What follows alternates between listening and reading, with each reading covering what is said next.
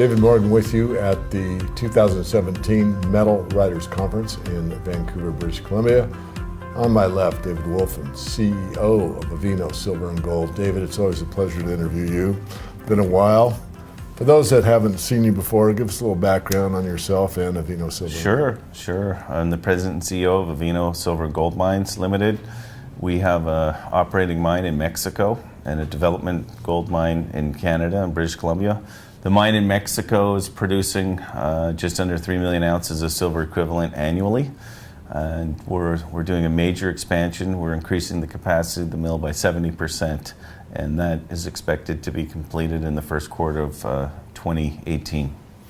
So why don't you run through the profile of how much you've increased the production rate or the flow-through rate over, let's say, the last year and a half?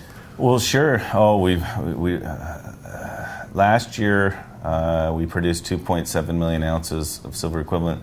The year before was a little bit more, but we had higher grade material. So this year we expect to do the same, but next year we're looking at about 3.9 to 4.1 million ounces of silver equivalent.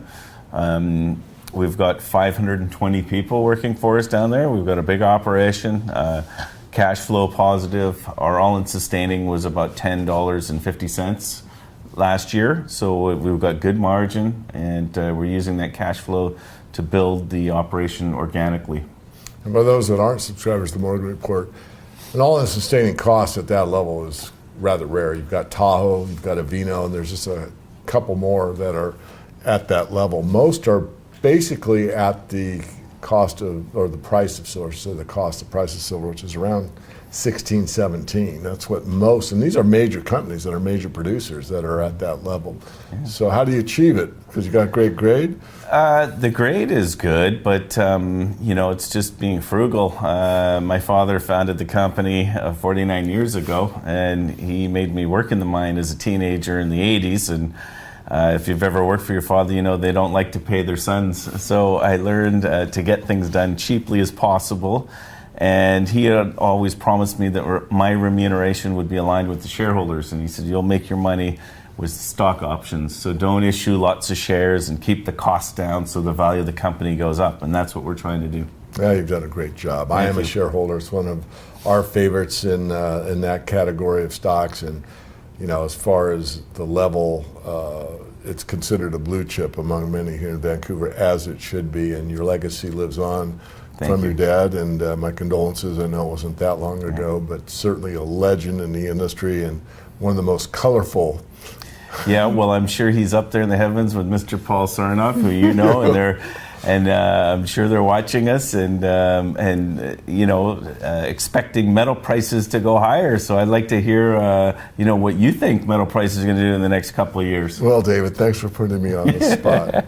But for those that are paid members, I just stuck my neck out again, which I'm used to doing. But I saw a fundamental and sentiment shift that took place about 2 weeks ago. And during market hours, I put out an alert. An alert means like pay attention right now.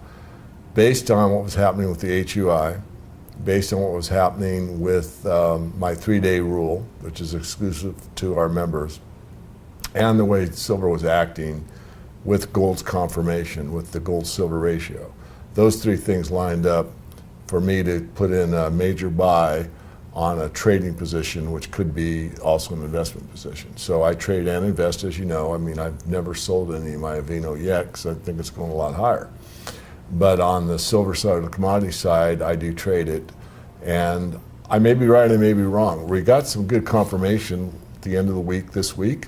And if we get any follow-through next week, then I might have pulled it off again. We got a really, really good entry point for an intermediate-term trade. So what am I saying? I'm saying that I think that the fundamental shift has taken place between the stock market coming down and gold going up. And that's a bold statement. Time will tell. Yeah, and I think in the Silver Institute come out with the numbers, and there's still another deficit.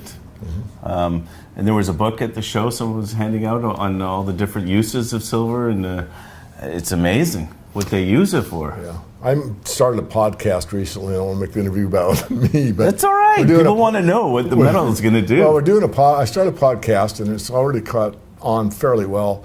And I'm going to start part of the podcast to call it Silver, the Essential Metal. And what I'm trying to do is focus just on the new technological uses for silver. So I think like once a week, I'll talk about how it fits in like a medical application, because there's like thousands of them, but just pick one. Did you know that silver is used for, and then just do like a 5-minute or less. I want to keep it short, sweet, succinct, but make people aware of how much they use silver in their daily lives that they never think about, and that's why we call it the essential metal. Without silver, there's so many processes that could not take place. It really is a very, very important element. In the Spanish galleons, they had silver coins in the barrels of water to purify it. Exactly. And it's such a great metal. I think the world population's growing. China reversed the one-child policy, so as the population grows, commodities will be needed by all. Absolutely. Well, I'm going to bring you back to Avino. Okay. So is there anything that we haven't talked about? Well, I think Avino is good leverage on silver, and like we touched upon, it's a positive cash flow company. We're growing the operation. We're around 100 million US market cap. We think that's sort of a threshold. We think as we get above that, we're going to attract more institutional investors. We saw them come into Avino's market last year. It went from 100 to 150 million overnight. Now it's settled back down, but with this expansion, we think we're going to be able to maintain it going forward. And we trade good volume, 350 to 400,000 shares a day on average in New York. So we're turning over the issued and outstanding every 5 or 6 months. So it's a liquid stock, and we're also upgrading the listing this year in Canada, and we want to attract more of the Canadian analysts, and so that's what we're focused on this year. Very good. Well, it's always a pleasure to interview you. I wish every stock that we picked did as well as Avino, but thanks Thank you. again. You're welcome.